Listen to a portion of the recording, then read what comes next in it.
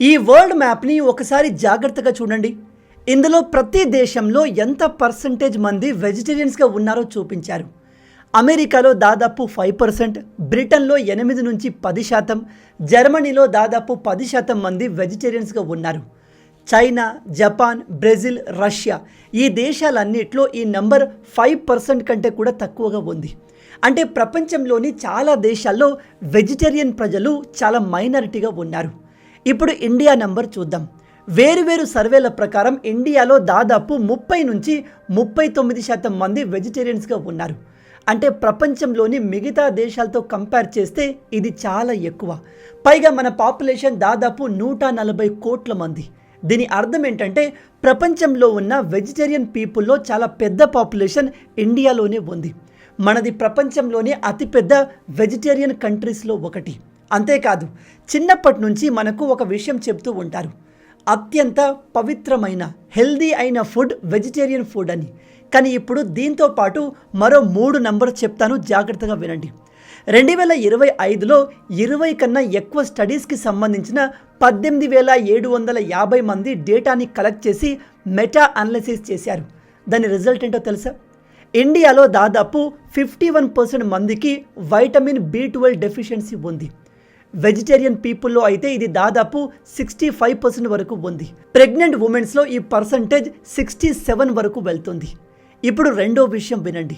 India ప్రపంచంలో అత్యధికంగా sunlight వచ్చే దేశాల్లో ఒకటి. రాజస్థాన్లోని జోధ్పూర్ని అయితే సన్ సిటీ అని కూడా అంటారు. అక్కడ దాదాపు సంవత్సరం మొత్తం మంచి ఎండ ఉంటుంది. అయినా కూడా వేరువేరు స్టడీస్ ప్రకారం ఇండియాలో 70 to 90% మందికి వైటమిన్ D డెఫిషియన్సీ ఉంది. ఇప్పుడు మూడో విషయం వినండి. 2025లో వచ్చిన ఒక రిపోర్ట్ ప్రకారం 0 నుంచి 10 సంవత్సరాల పిల్లల్లో దాదాపు సగం మందిలో రికెట్ సిమ్టమ్స్ కనిపించాయి. అంటే పిల్లల ఎముకలు చాలా వీక్గా మారడం. అలాగే 80 నుంచి 90% ఎల్డర్లీ పీపుల్ ఓస్టియోపోరోసిస్ రిస్క్లో ఉన్నారు. ఇప్పుడు నేను అడగబోయే క్వశ్చన్ మీలో చాలామందికి అన్కంఫర్టబుల్గా అనిపించవచ్చు. అదేంటంటే, మన ఫుడ్ ప్రపంచంలోని అత్యంత పవిత్రమైన ఫుడ్లో ఒకటి అయితే, మనకు ప్రపంచంలోని అత్యధిక సన్లైట్ కూడా ఉంటే, మరి మన నర్వ్స్ ఎందుకు వీక్ అవుతున్నాయి? మన బోన్స్ ఇంత త్వరగా ఎందుకు వీక్ అవుతున్నాయి? మనం ఏ విషయం గురించి అయితే చాలా ప్రౌడ్గా ఫీల్ అవుతున్నామో అదే మనల్ని లోపల నుంచి ఖాళీ చేస్తుంది, వీక్గా మారుస్తుంది. అందుకే ఈ వీడియోలో మనం అసలు నిజమేంటో క్లియర్గా తెలుసుకుందాం. ముందుగా వైటమిన్ B12తో స్టార్ట్ చేద్దాం. వైటమిన్ B12కి ఒకటే పని ఉండదు. దాని మోస్ట్ ఇంపార్టెంట్ ఫంక్షన్లో ఒకటి మీ నర్వ్స్ని ప్రొటెక్ట్ చేయడం. దీన్ని చాలా సింపుల్గా చెప్తాను, జాగ్రత్తగా వినండి. మన బాడీలో ఉన్న నర్వ్స్ మీద ఒక ఇన్సులేషన్ లేయర్ ఉంటుంది. ఎలక్ట్రిక్ వైర్ మీద ప్లాస్టిక్ లేయర్ ఎలా ఉంటుందో ఎగ్జాక్ట్లీ అలానే. ఆ లేయర్ని మేలిన్ షీట్ అంటారు. దీని పని ఏంటంటే బ్రెయిన్ నుంచి వచ్చే సిగ్నల్ లీక్ కాకుండా ఫుల్ స్పీడ్తో సరైన ప్లేస్కి చేరేలా చేయడం. ఈ మేలిన్ షీట్ తయారవడానికి, దాన్ని హెల్దీగా మెయింటైన్ చేయడానికి మన బాడీలో B12 వైటమిన్ చాలా అవసరం. అదే బాడీలో B12 తగ్గిపోయింది అనుకోండి, ఈ ఇన్సులేషన్ లేయర్ మెల్లగా డ్యామేజ్ అవ్వడం మొదలవుతుంది. ఎలక్ట్రిక్ వైర్ మీద కవర్ డ్యామేజ్ అయితే సిగ్నల్ ఎలా డిస్టర్బ్ అవుతుందో మన నర్వ్లో కూడా అలాగే జరుగుతుంది. దాని రిజల్టే ఈరోజు లక్షల మంది ఇండియన్స్ ఎక్స్పీరియన్స్ చేస్తున్న చాలా సిమ్టమ్స్. కానీ వాటిని మనం సాధారణ టైర్డ్నెస్ అనుకుని ఇగ్నోర్ చేస్తుంటాం. చేతులు, కాళ్ళలో టింగ్లింగ్ సెన్సేషన్ వస్తుంది. చిన్న చిన్న పిన్స్ గుచ్చుతున్నట్టుగా, నీడిల్స్తో గుచ్చుతున్నట్టుగా అనిపిస్తుంది. ఫింగర్స్ అన్నీ నంబైపోతాయి. కాళ్ళలో బర్నింగ్ సెన్సేషన్ రావచ్చు. నడిచేటప్పుడు బ్యాలెన్స్ డిస్టర్బ్ అవుతుంది. మెమరీ వీక్ అవ్వడం మొదలవుతుంది. మాట్లాడుతుండగానే కొన్ని వర్డ్స్ని మర్చిపోతుంటాము. బ్రెయిన్లో ఏదో ఫాగ్ ఉన్నట్టు, క్లారిటీ తగ్గిపోయినట్టుగా అనిపిస్తుంది. ఇరిటేషన్ పెరుగుతుంది. మూడ్ కూడా డిస్టర్బ్ అవుతుంది. ఇప్పుడు అన్నిటికంటే షాకింగ్ నంబర్ 1 వినండి. నార్త్ ఇండియాలోని ఒక టెరిషరీ కేర్ హాస్పిటల్ స్టడీలో B12 డెఫిషియన్సీ ఉన్న 220 మంది పేషెంట్స్ని ఎగ్జామైన్ చేశారు. వాళ్ళలో 86 కంటే ఎక్కువ మంది ప్యూర్ వెజిటేరియన్సే ఉన్నారు. వాళ్ళలో మోస్ట్ కామన్ సిమ్టమ్ ఏంటంటే 98% కంటే ఎక్కువ మందికి చేతులు, కాళ్ళలో టింగ్లింగ్, నమ్నెస్ లేదా సెన్సేషన్ రిలేటెడ్ ప్రాబ్లమ్స్ ఉన్నాయి. దాదాపు 95% మందికి హెడ్ హెవీనెస్ లేదా హెడేక్ ఉంది. వాళ్ళలో సగం కంటే ఎక్కువ మందికి నర్వ్ టెస్టులు చేసినప్పుడు అప్పటికే వాళ్ళ నర్వ్స్ డ్యామేజ్ అయినట్టుగా తెలిసింది. ఇప్పుడు అసలు క్వశ్చన్ ఏమిటంటే, ఇలా ఎందుకు జరుగుతుంది? ఇక్కడే చాలామందికి అన్కంఫర్టబుల్ అనిపించే విషయం తెలుస్తుంది. అదే వైటమిన్ B12 ఏ ప్లాంట్ బేస్డ్ ఫుడ్లో ఉండదు, దాదాపు జీరో. పప్పుల్లో ఉండవు, వెజిటేరియన్స్లో ఉండదు, రైస్లో ఉండదు, రోటీస్లో ఉండదు, ఫ్రూట్స్లో కూడా ఉండదు, డ్రై ఫ్రూట్లో కూడా ఈ B12 ఉండదు. ఈ B12ని యాక్చువల్లీ కొన్ని స్పెసిఫిక్ బ్యాక్టీరియాస్ ప్రొడ్యూస్ చేస్తాయి. అది యానిమల్ బాడీలో అక్యుములేట్ అవుతుంది. అందుకే B12 మనకు meet, fish, eggs, milk products లాంటి వాటిలో దొరుకుతుంది. అంటే ఒక ఇండియన్ ప్యూర్ వెజిటేరియన్కి B12 కోసం ప్రాక్టికల్లీ మిగిలే ప్రధానమైన సోర్స్ మిల్క్ ప్రొడక్ట్స్ మాత్రమే. ఇక్కడే యాక్చువల్ ప్రాబ్లం స్టార్ట్ అవుతుంది. B12 రిక్వైర్మెంట్ పూర్తిగా మీట్ అవ్వాలంటే రోజు సరైన క్వాంటిటీలో మిల్క్, కర్డ్ లేదా పన్నీర్ తీసుకోవాలి. కానీ చాలా భారతీయ ఫ్యామిలీస్ అంత క్వాంటిటీ తీసుకోలేరు. కొన్నిసార్లు మనీ వల్ల, కొన్నిసార్లు హ్యాబిట్ వల్ల, మరి కొన్నిసార్లు టీలో కొంచెం మిల్క్ వేసుకున్నాం కాబట్టి మనం మిల్క్ తీసుకున్నట్టే అనుకుంటారు. ఇప్పుడు ఈ ఎంటైర్ వీడియోలో చాలా డేంజరస్ పాయింట్ ఒకటి చెప్తాను. దీన్ని చాలామంది కొన్ని సందర్భాల్లో డాక్టర్స్ కూడా మిస్ అవుతుంటారు. B12 డెఫిషియన్సీ వల్ల మెయిన్లీ 2 ప్రాబ్లమ్స్ రావచ్చు. ఒకటి అనీమియా అంటే బ్లడ్ డెఫిషియన్సీ, రెండవది నర్వ్ డ్యామేజ్. ఇప్పుడు జాగ్రత్తగా వినండి. మరో వైటమిన్ కూడా ఉంటుంది. దాన్ని ఫోలిక్ యాసిడ్ లేదా వైటమిన్ B9 అంటాము. ఇది పప్పు, గ్రీన్ వెజిటేబుల్స్, గ్రెయిన్స్లో బాగా దొరుకుతుంది. ఇండియాలో పిండి లాంటి కొన్ని ఫుడ్ ప్రొడక్ట్స్లో దీన్ని ఫోర్టిఫై అంటే మిక్స్ చేస్తారు. ప్రెగ్నెంట్ ఉమెన్కి పుట్టే బేబీస్కి బర్త్ డిఫెక్ట్ రాకుండా ఉండేందుకు ఈ విధంగా చేస్తారు. ఇది గవర్నమెంట్ తీసుకువచ్చిన ఒక మంచి పాలసీ. కానీ దీనికి ఒక హిడెన్ సైడ్ ఎఫెక్ట్ కూడా ఉంది. బాడీలో ఫోలిక్ యాసిడ్ సరిపడా ఉన్నప్పుడు B12 డెఫిషియన్సీ వల్ల బ్లడ్లో కనిపించాల్సిన కొన్ని లక్షణాలని అది మాస్క్ చేయగలదు. అంటే మీ బ్లడ్ రిపోర్ట్ నార్మల్గా అంతా ఓకే అన్నట్టు వస్తుంది, డాక్టర్కి కూడా అంత నార్మల్గానే కనిపిస్తుంది. కానీ ఫోలిక్ యాసిడ్ మీ నర్వ్స్ని ప్రొటెక్ట్ చేయలేదు. అంటే బయట రిపోర్ట్లో అంత నార్మల్గా కనిపిస్తుంది, కానీ లోపల మీ నర్వ్ ఇన్సులేషన్ మెల్లమెల్లగా డ్యామేజ్ అవుతూ ఉంటుంది. యాక్చువల్లీ వార్నింగ్ అలారం మోగాలి, ఎమర్జెన్సీ సిగ్నల్స్ రావాలి, కానీ అది రావడం లేదు. ఎందుకంటే ఫోలిక్ యాసిడ్ వల్ల B12 డెఫిషియన్సీకి సంబంధించిన బ్లడ్ సైన్స్ హైడ్ అవుతున్నాయి. చివరికి సిమ్టమ్స్ చాలా ఎక్కువయ్యాక మీరు డాక్టర్ దగ్గరికి వెళ్ళే సమయానికి చేతులు, కాళ్ళలో టింగ్లింగ్, నమ్నెస్, నడవడంలో డిఫికల్టీ ఇలాంటి సిమ్టమ్స్ వచ్చేసరికి అప్పటికే చాలా నర్వ్ డ్యామేజ్ జరిగిపోయి ఉండొచ్చు. కొన్నిసార్లు పర్మనెంట్ డ్యామేజ్ కూడా జరగవచ్చు. ఎందుకంటే నర్వ్స్ ఒక సర్టెన్ లిమిట్ దాటిన తర్వాత డ్యామేజ్ అయితే దాన్ని పూర్తిగా రివర్స్ చేయడం పాసిబుల్ కాదు. అందుకే దీన్ని సైలెంట్ డెఫిషియన్సీ అని కూడా అంటారు. ఇది సైలెంట్లీ పనిచేస్తుంది, మెల్లగా మీ బాడీని లోపల నుంచి డ్యామేజ్ చేస్తుంది. కానీ ఇక్కడ ఒక విషయం చాలా హానెస్ట్గా చెప్పాలి, లేకపోతే ఈ వీడియో కంప్లీట్గా వన్ సైడ్ అయిపోతుంది. అదేంటంటే నేను ఇక్కడ వెజిటేరియన్గా ఉండడం తప్పు అని చెప్పడం లేదు. ప్రపంచవ్యాప్తంగా జరిగిన రీసెర్చ్ ప్రకారం వెజిటేరియన్ డైట్ వల్ల చాలా బెనిఫిట్స్ ఉన్నాయని కూడా తెలిసింది. వెజిటేరియన్ డైట్ వల్ల హార్ట్ డిసీజ్ రిస్క్ తగ్గుతుంది, బ్లడ్ ప్రెషర్ బెటర్ అవుతుంది, క్యాన్సర్ రిస్క్ కూడా వెజిటేరియన్ డైట్ వల్ల చాలా వరకు తగ్గుతుంది. సరిగ్గా ప్లాన్ చేసుకున్న ప్లాంట్ బేస్డ్ వెజిటేరియన్ డైట్ పూర్తి హెల్తీగా ఉండొచ్చు. దీనికి ప్రూఫ్ ఇండియాలోనే ఉంది. ఒక ఇండియన్ స్టడీలో డైలీ సరైన క్వాంటిటీలో మిల్క్ తీసుకున్న యంగ్ వెజిటేరియన్స్లో B12 లెవెల్ క్లియర్గా ఇంప్రూవ్ అయినట్టు కనిపించింది. అంటే యాక్చువల్ విలన్ వెజిటేరియనిజం కాదు, యాక్చువల్ విలన్ సరైన ఇన్ఫర్మేషన్ లేకుండా ఫాలో అయ్యే వెజిటేరియనిజం. నేను వెజిటేరియన్ని అంటే ఆటోమేటికల్లీ నేను హెల్తీగా ఉంటాను, ఇంకా నేను న్యూట్రిషన్ గురించి ప్రత్యేకంగా ఆలోచించాల్సిన అవసరం లేదు అనే థింకింగ్ యాక్చువల్ ప్రాబ్లం. ఈ థింకింగ్ వల్లే కోట్లాది మంది ప్రజల నర్వ్స్ మెల్లమెల్లగా డ్యామేజ్ అవుతున్నాయి. ఇప్పుడు ఈ స్టోరీలో సెకండ్ పార్ట్ చూద్దాం.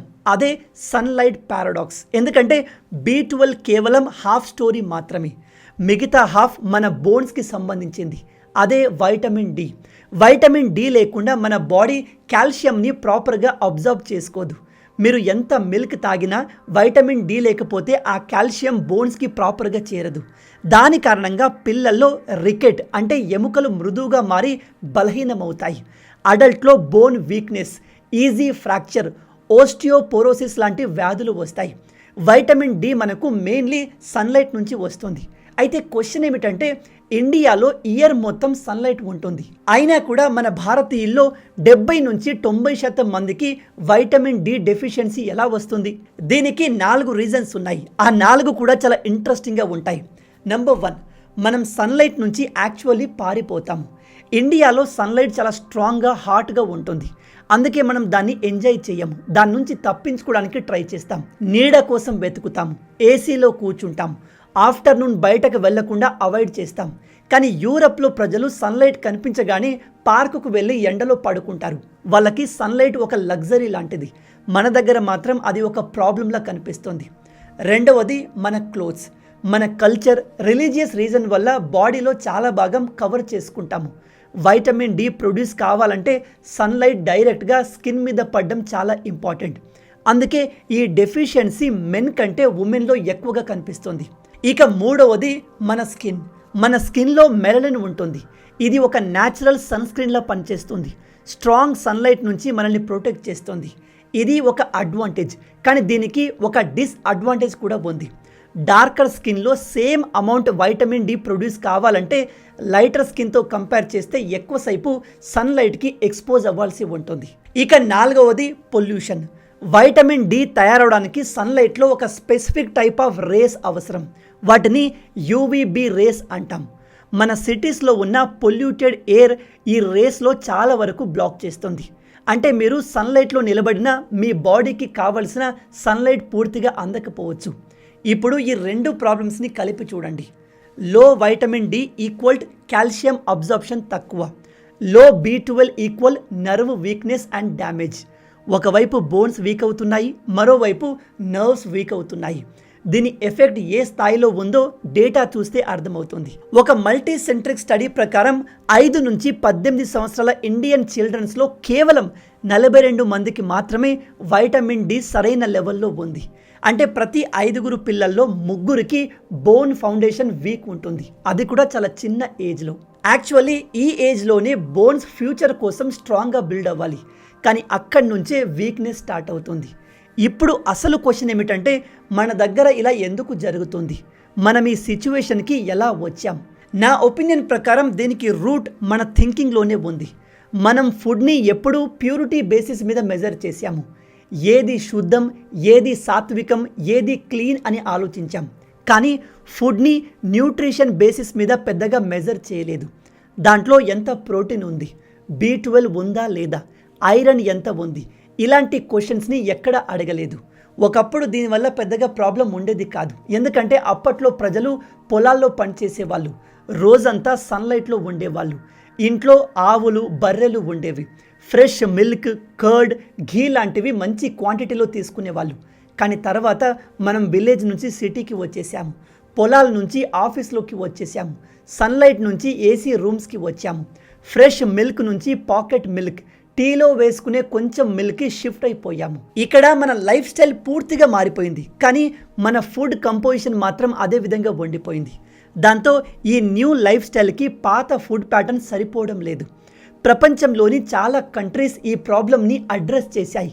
కానీ మనం అక్కడ కొంచెం వెనకబడ్డాము. చాలా కంట్రీస్లో పాలు, పప్పు దినుసులు అండ్ పిండి లాంటి ఫుడ్లో B12 వైటమిన్ డిని 45 అంటే అందులో మిక్స్ చేస్తున్నారు. అంటే కామన్ పీపుల్ ఇబ్బంది పడకుండా గవర్నమెంటే డైలీ ఫుడ్లో వాటిని మిక్స్ అయ్యేలా చేస్తుంది. మన దగ్గర కూడా ఈ పాలసీ ఉంది. కానీ ఇప్పుడిప్పుడే అది ప్రారంభ దశలో ఉంది. మరి ఇలాంటి సిచ్యువేషన్లో మనం ఏం చేయాలి అంటే చాలా సింపుల్గా చేయగలిగిన 3 విషయాలు ఉన్నాయి. మొదటిది, వెంటనే టెస్ట్ చేయించుకోండి. మీ ఏజ్ 25 ఇయర్స్ కంటే ఎక్కువైతే, ఎస్పెషల్లీ మీరు వెజిటేరియన్ అయితే, ఇయర్కి ఒకసారి B12 and vitamin D level check చేయించుకోవడం చాలా ఇంపార్టెంట్. మీ చేతులు షేక్ అవుతున్నా, నమ్నెస్ ఉన్నా, మీకు మెమరీ ప్రాబ్లం ఉన్నా వెంటనే చెక్ చేయించుకోవడం చాలా మంచిది. ఎందుకంటే నేను మీకు ఇంతకుముందు చెప్పినట్టుగా నార్మల్ బ్లడ్ రిపోర్ట్ ఒక్కటే అన్ని విషయాలు చెప్పదు. రెండవది, మీ ఫుడ్ని ఇంప్రూవ్ చేసుకోండి. మీరు వెజిటేరియన్ అయితే డైలీ సరైన క్వాంటిటీలో మిల్క్, కర్డ్, పన్నీర్ తీసుకోండి. టీలో వేసుకునే కొంచెం మిల్క్ మాత్రమే సరిపోతుంది అనుకోకండి. ఎగ్ తినగలిగితే అది కూడా B12కి మంచి సోర్స్. అవసరమైతే డాక్టర్ అడ్వైస్తో సప్లిమెంట్ తీసుకోవడంలో ఎలాంటి తప్పు లేదు. మీ బాడీలో డెఫిషియన్సీ ఉంటే దాన్ని కరెక్ట్ చేయడానికి సప్లిమెంట్స్ ఉపయోగపడతాయి. ఇక మూడవది, సన్లైట్ సరైన విధంగా తీసుకోండి. ఉదయం లేదా సాయంత్రం కొన్ని నిమిషాలు డైలీ సన్లైట్కి ఎక్స్పోజ్ అవ్వండి. విండో గ్లాస్ వెనుక కూర్చుంటే సరిపోదు. ఎందుకంటే గ్లాస్ UVB రేస్ని బ్లాక్ చేస్తుంది. ఇక చివరగా మనం ఈ వీడియోలో ఇప్పటి వరకు చెప్పుకున్న విషయాల్ని చిన్నగా సమరైజ్ చేస్తాను, జాగ్రత్తగా వినండి. మనది ప్రపంచంలోనే అతిపెద్ద వెజిటేరియన్ కంట్రీస్లో ఒకటి, అలాగే ప్రపంచంలో అత్యధికంగా సన్లైట్ వచ్చే కంట్రీస్లో కూడా ఒకటి. అయినా కూడా మన దేశంలో ఉన్న సగానికి పైగా ప్రజల్లో B12 డెఫిషియన్సీ ఉంది. 70% కంటే ఎక్కువ మందిలో వైటమిన్ డి డెఫిషియన్సీ ఉంది. ఇది ఒక కాంట్రడిక్షన్లా కనిపిస్తుంది, కానీ కోఇన్సిడెంట్ మాత్రం కాదు. ఎందుకంటే మనం ట్రెడిషన్ని పట్టుకున్నాం, కానీ ట్రెడిషన్తో పాటు ఉన్న లైఫ్ స్టైల్ని వదిలేసాము. ప్యూరిటీని పట్టుకున్నాం, కానీ న్యూట్రిషన్ని వదిలేసాము. దాంతో ఇప్పుడు ఒక ఎంటైర్ జనరేషన్ టైర్డ్నెస్తో స్ట్రగుల్ అవుతుంది. చేతులు కాళ్ళలో షేకింగ్, టింగ్లింగ్ లాంటి ప్రాబ్లమ్స్ వస్తున్నాయి. బోన్స్ వీక్ అవుతున్నాయి, స్ట్రెస్ పెరుగుతుంది, మెమరీ ప్రాబ్లమ్స్ వస్తున్నాయి.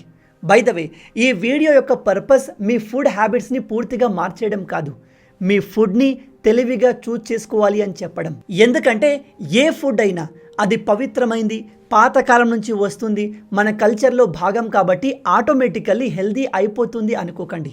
మీ బాడీకి అవసరమైన న్యూట్రియంట్స్ అన్నీ అందులో ఉన్నప్పుడే ఆ ఫుడ్ నిజమైన హెల్దీ ఫుడ్ అవుతుంది.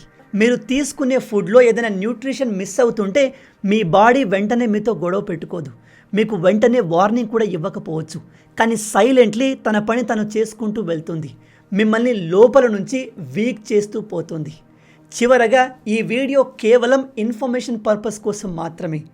ఏ టెస్ట్ చేయించుకోవాలనుకున్నా, మెడిసిన్స్ లేదా సప్లిమెంట్ తీసుకోవాలనుకున్నా ముందు మీ డాక్టర్ని తప్పకుండా కన్సల్ట్ అవ్వండి. మొత్తంగా ఇవి ఈ వీడియోకి సంబంధించిన పూర్తి విషయాలు. ఈ వీడియో ద్వారా మీరు మీ లైఫ్లో ఉపయోగపడే కొన్ని ముఖ్యమైన విషయాలు తెలుసుకున్నారు అనుకుంటున్నాను. ఇలాంటి అమేజింగ్ వీడియోస్ మీ వరకు తీసుకురావడానికి నేను నా టీం ఎంతగానో కష్టపడతాం. కాబట్టి వీడియో నచ్చితే, మీకు వర్త్ అనిపిస్తే లైక్ చేసి ఛానల్ని సబ్స్క్రైబ్ చేయడం మర్చిపోవద్దు. ఇది మీకు కంప్లీట్లీ ఫ్రీయే, కానీ మీరు చేసే ప్రతి ఒక్క లైక్ అండ్ సబ్స్క్రిప్షన్ మాకు మరిన్ని వీడియోస్ చేయడానికి ఒక మోటివేషన్లా ఉంటుంది. రాబోయే వీడియోలో ఇంకో ఇంట్రెస్టింగ్ టాపిక్తో మళ్ళీ కలుద్దాం. అంటిల్ దెన్, జై హింద్, జై భారత్, భారత్ మాతాకి జై.